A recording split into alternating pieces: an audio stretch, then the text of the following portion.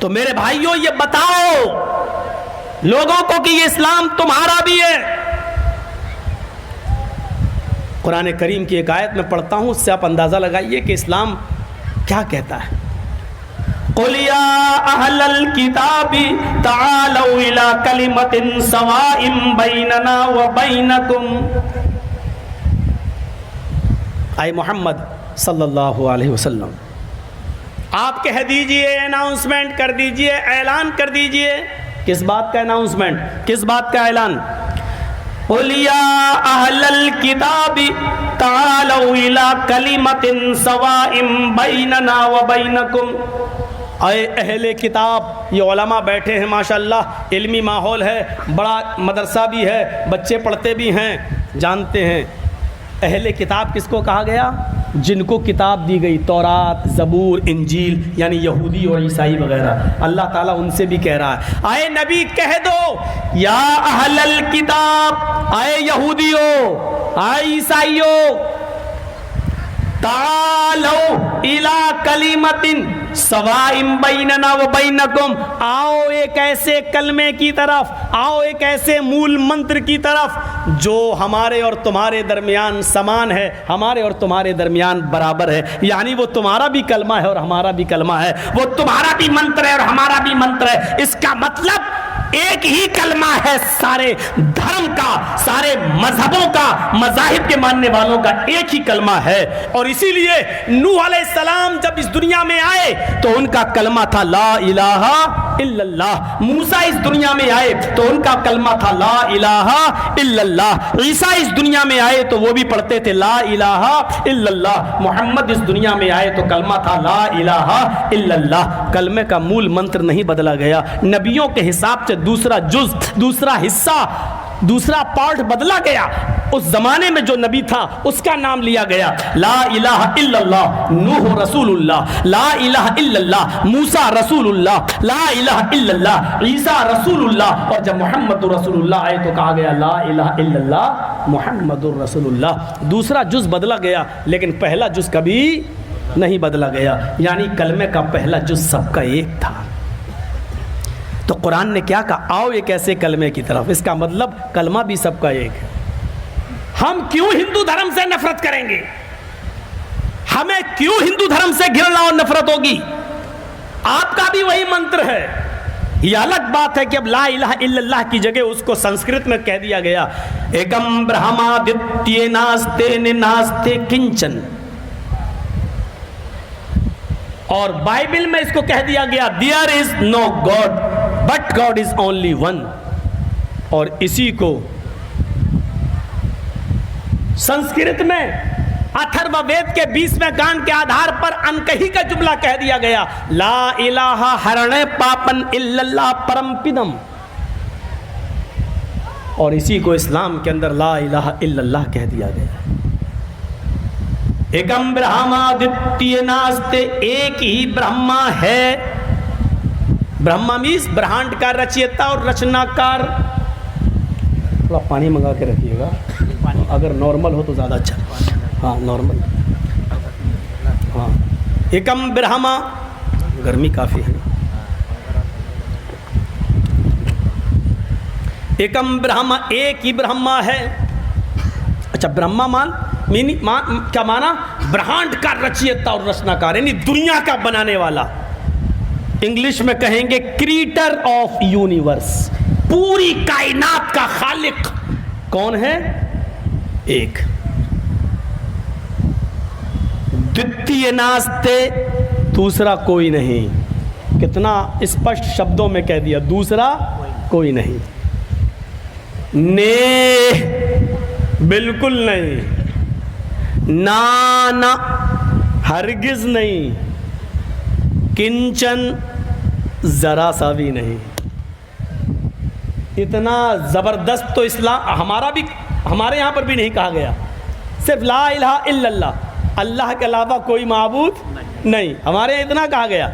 हिंदू धर्म के अंदर शायद जानते थे कृष्ण जी और रामचंद्र जी कि ये आसानी से नहीं मानेंगे, इसलिए इसको बहुत ज़्यादा स्पष्ट शब्दों में कहो। एकम ब्रह्मा, एक ही है इस दुनिया का बनाने वाला, इस कायनात का मालिक, master of world, creator of universe, खालिके कायनात, इस दुनिया का रचयिता और रचनाकार, इस नीले जगत का स्वामी एक ही है, द्वितीय नास्ते दूसरा नहीं। ने बिल्कुल नहीं, ना ना हरगिज नहीं, किंचन जरा सा भी नहीं। कितने सख्त शब्दों में कहा गया, जो दूसरों से भी कह रहा आओ एक ऐसे कलमे की तरफ जो हमारे और तुम्हारे दरमियान बराबर है। इसी तरीके से जैसे इस्लाम सबके लिए है,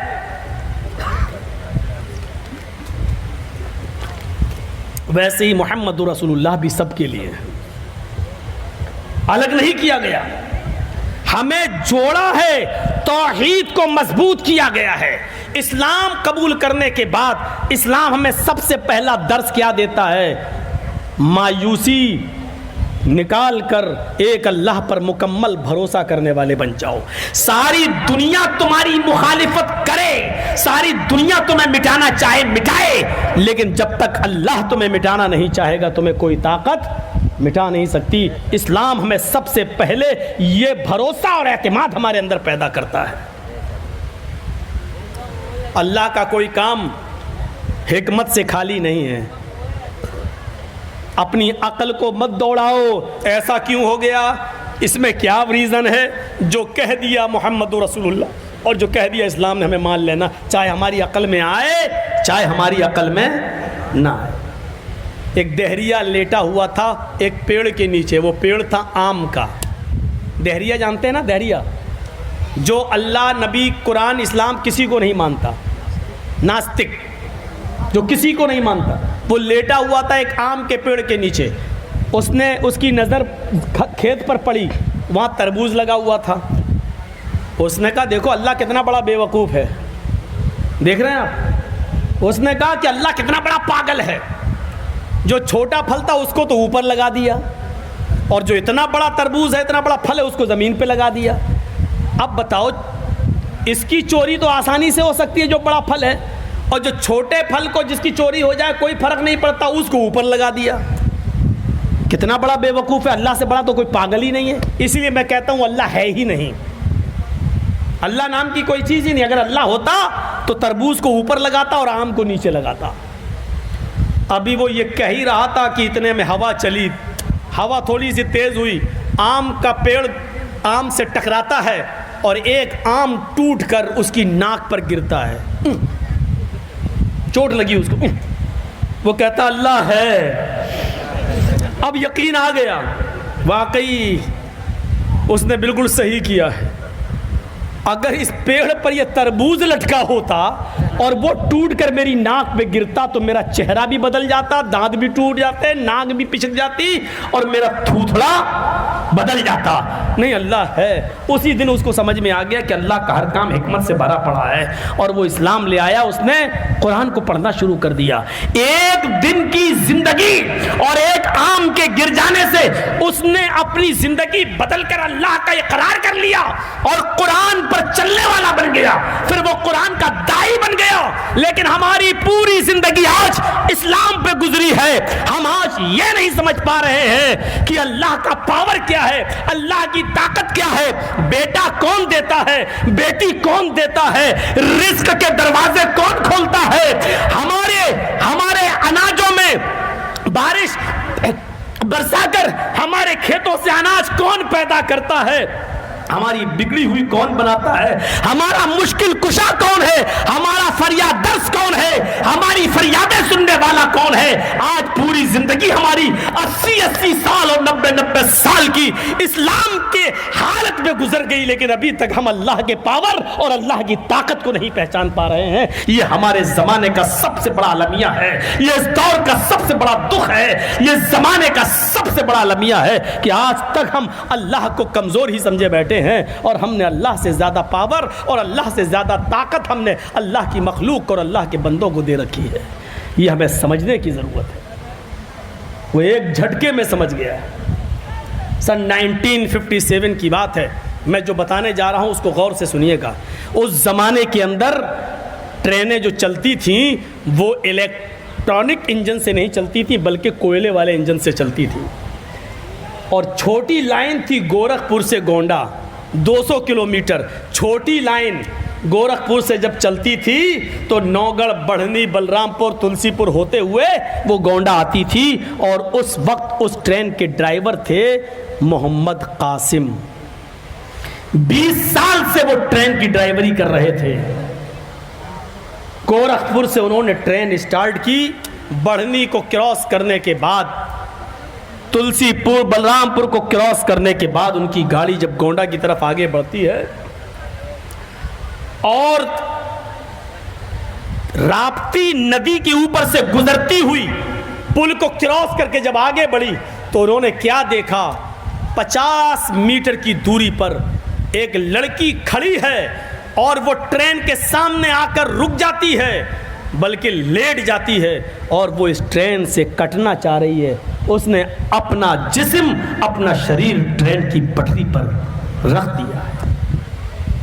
अब आप चाहे जितने ब्रेक लगाएं, लेकिन 50 ट्रेन के ब्रेक फ़ौरन नहीं लगते हैं। ये साइकिल और बाइक की तरह नहीं कि यहाँ लगाओ और गाड़ी रुक जाए।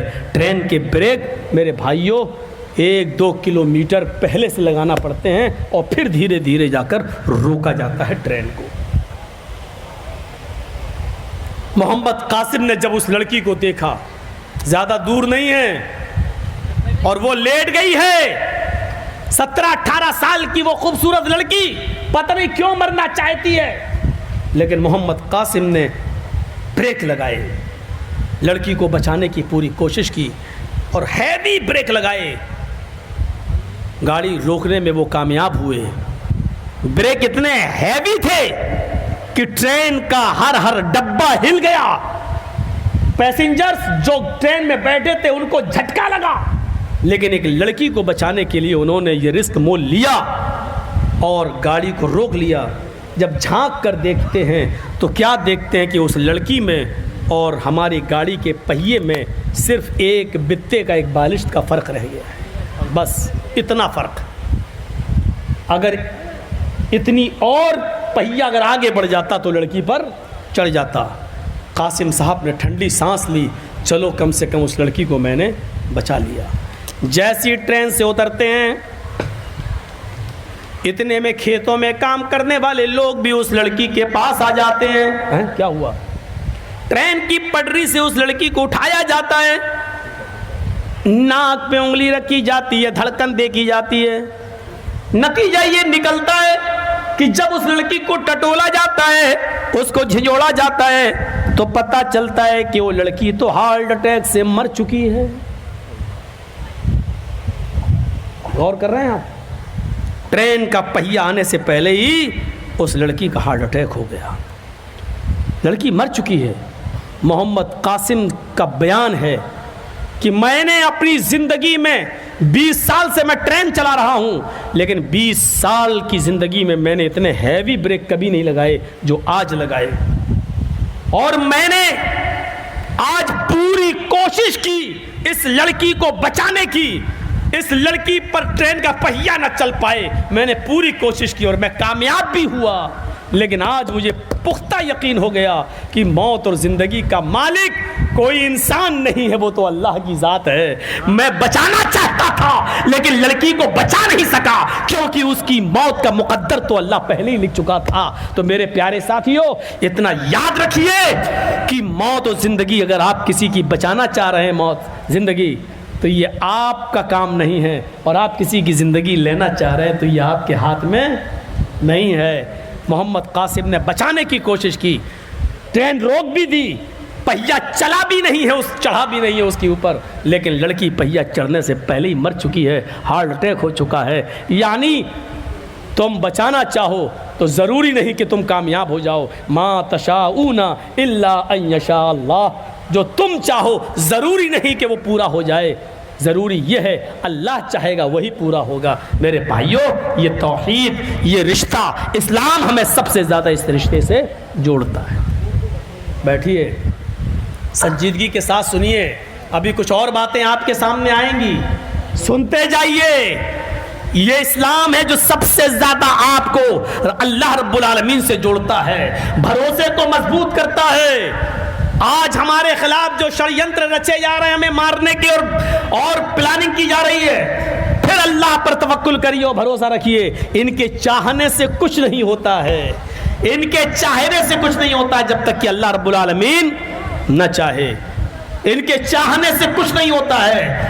बस हमें अपने आमाल की इस्लाह करने की ज़रूरत है। अपनी तौहीद को मजबूत रखिए और इस्लाम पर अमल करिए। इस्लाम सबका है, अमल करिए। जिस तरह इस्लाम सबका है, नबी भी सबके हैं। भागवत पुराण और कल की पुराण जो हिंदू धर्म के बहुत बड़े ग्रंथ माने जाते हैं और वेदों की तफसीर कहलाते हैं, इन पुराणों में बहुत से नबियों के आने का वर्णन मिलता है। तकरीबन 64,000 ऋषि और मुनि, 64,000 पैगंबर के आने का, लेकिन आखिरी नबी का नाम मोहम्मद बताया जाता है कि आखिर में जो नबी आएंगे उनका नाम मोहम्मद होगा। अज्ञान हेतु किरत मोह मदांधिकारम नाशम विधायम हि तदोदयते विवेका। मोहम्मद नाम के एक आदमी, मोहम्मद नाम का एक पुरुष जन्म लेगा। मोह अज्ञान हेतु किरत, जिहालत को खत्म करेगा। मोह मदांधिकारम, उसका नाम मोहम्मद होगा। अंधिकारम नाशम, उसके आने के बाद अंधेरा नाश हो जाएगा। मोह मदांधिकारम नाशम, उसके आने के बाद अंधेरा मिट जाएगा। यानी मोहम्मद सल्लल्लाहु अलैहि वसल्लम के आने से पहले बहुत अंधेरा होगा। अरब के अंदर कितना अंधेरा था?